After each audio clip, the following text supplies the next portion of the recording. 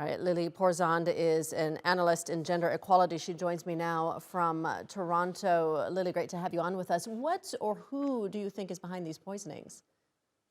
I think we cannot talk about this poisoning, systematic poisoning, without going back to the history. So it started in November, actually, when the Women Life Freedom Revolution wings spread to the school, specifically girls' schools, basically, that they joined the revolutionary movement. They started to take off their mandatory hijab. They were, taking videos and put it on social media. So many arrests has happened at that point, and the gas poisoning attack started right after those, when the revolution started to get into the schools. The reason at that point was to stop, students make unsafe situation for families, to prevent their girls to go to school.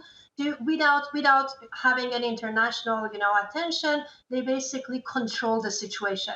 But after that, it didn't stop, and it continues, and in fact escalated. So at this point, so we have to point on the systematic way of it, because when we say systematic, it means that it's widespread. It's many cities and provinces all around the country, and it's targeted. It's girls' schools basically, so it's gender based basically, and it's similarities. Basically, all the narratives are the same.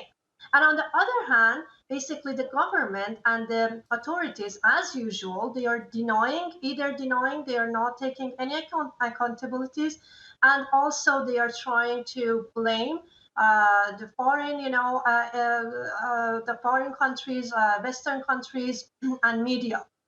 And there is another fear here, because this regime, as we know, systematically, they are very much handful of creating oppressive scenarios, and they don't have any shame to do anything. So we have thousands of prisoners now in prisons after, the uprisings, for just to be in a rally on the street, Lily, basically. Lily, I want to ask because, as you mentioned, the attacks started 3 months ago, back in November, and there have not been any arrests at all. Do you believe that the inquiry ordered by Iran's president will be thorough and properly conducted?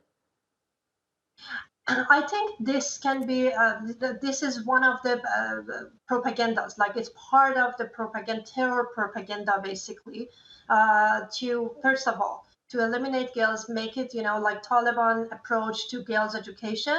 But secondly, I think we have to go back to the revolutionary wave and what they want to do with this scenario now.